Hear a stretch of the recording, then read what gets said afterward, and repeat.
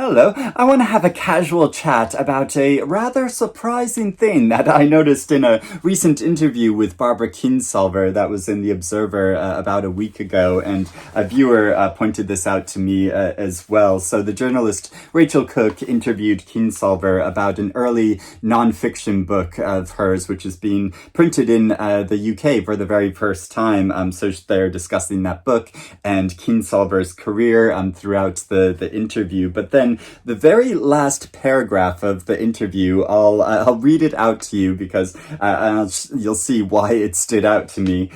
So she writes, "Her books are so replete somehow, so bright and so big. Does she ever worry that they will go out of fashion, that the internet is making novels smaller, more colorless and inward-looking?" "Are we discussing Sally Rooney?" she asks with sudden and unexpected waspishness. But no, she isn't worried at all. "I've seen minimalism come and go," she tells me. In the moments before she disappears, I picture a scrubbed kitchen table laden with immaculate veg. I mean, take The Overstory, a Booker Prize shortlisted novel by Richard Powers. There's a book about trees, and people loved it. She nods her head, a silver curl flashing. Give them something bigger than a conversation in a room, and they're going to eat it up.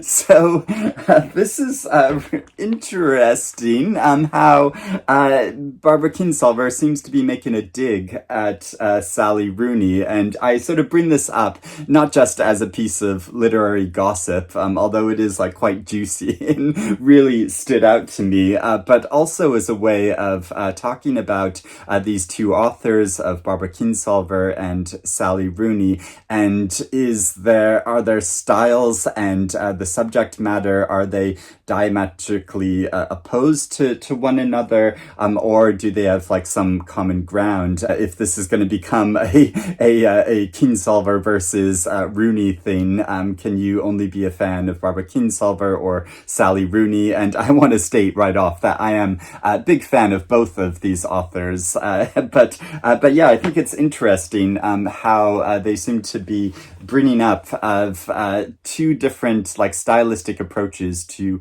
writing that's occurring in literary fiction today, and so I want to discuss that a bit more and think about that, because yeah, it does seem to be that in Kingsolver's fiction you will get subject matter about big issues today, and her novels will take place all over the world, involve people from many different classes, and so she puts a lot into her novels, and they seem to be very expansive in this way, as do Richard Powers' novels. So she mentions The Overstory, but also his recent novel Playground is a special example of that, because it takes individuals from all over the world to a small Pacific island where the main drama of this story happens. And I'm currently reading this with my online book club. So yeah, we're having lots of discussion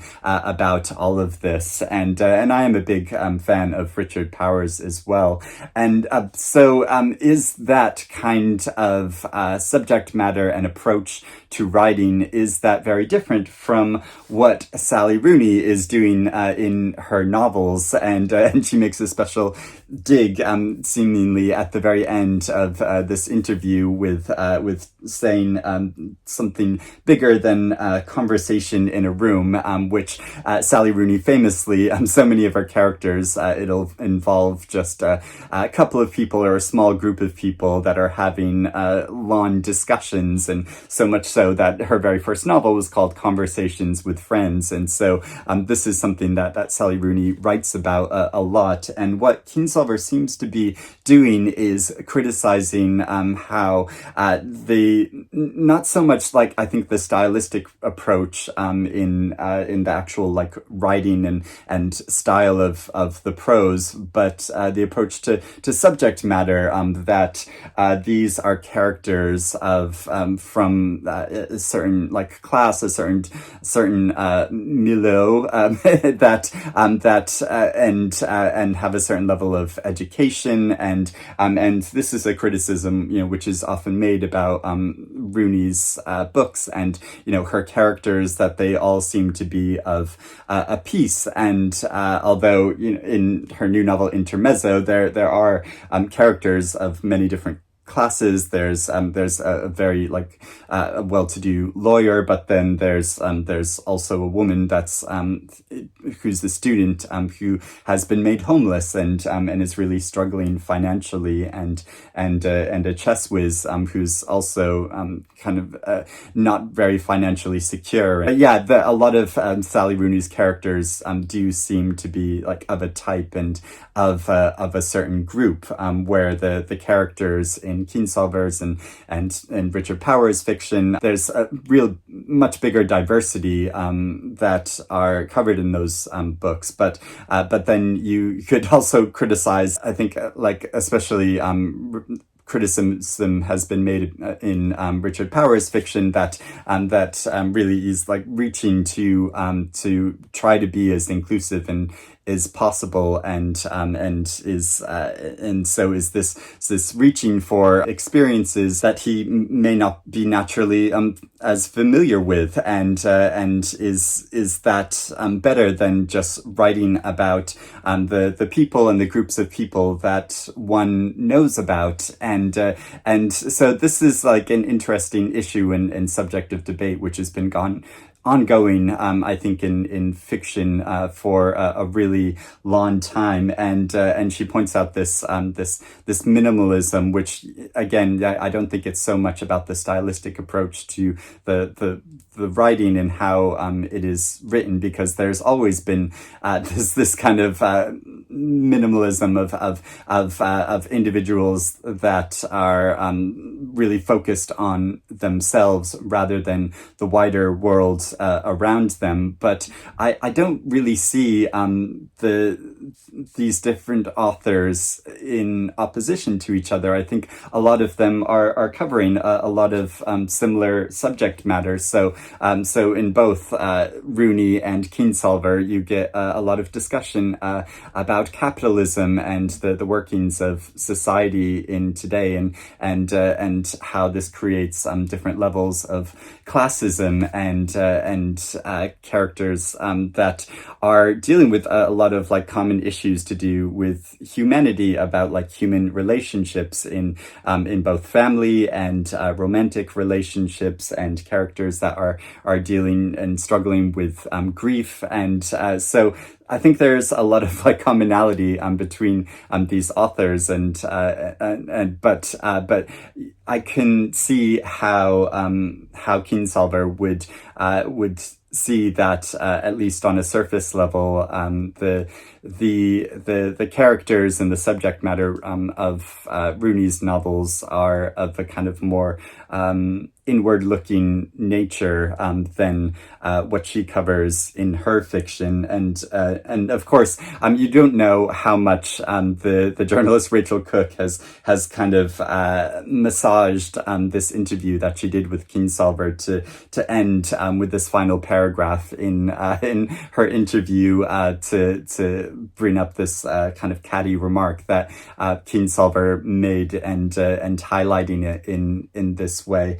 And because it makes it a kind of juicier story, and of course I'm talking about it now, so it was successful in that way. But I'm always cautious about thinking about how did Kingsolver really talk about this in the interview, and is that being entirely fairly represented in the way that this interview is being presented? But she and it's interesting that Kingsolver is making this remark about Rooney, but because they are both published by Faber here in the UK, so they come from the same publisher, and you don't often see authors that are sort of making remarks about each other's works when they come from the same publisher, although if Kingsolver feels this way, but fair enough to her. But it may be why Sally Rooney was, especially in her mind, because they are published by the same publisher, and also Sally Rooney has this new novel out, and so is being much talked about and discussed, and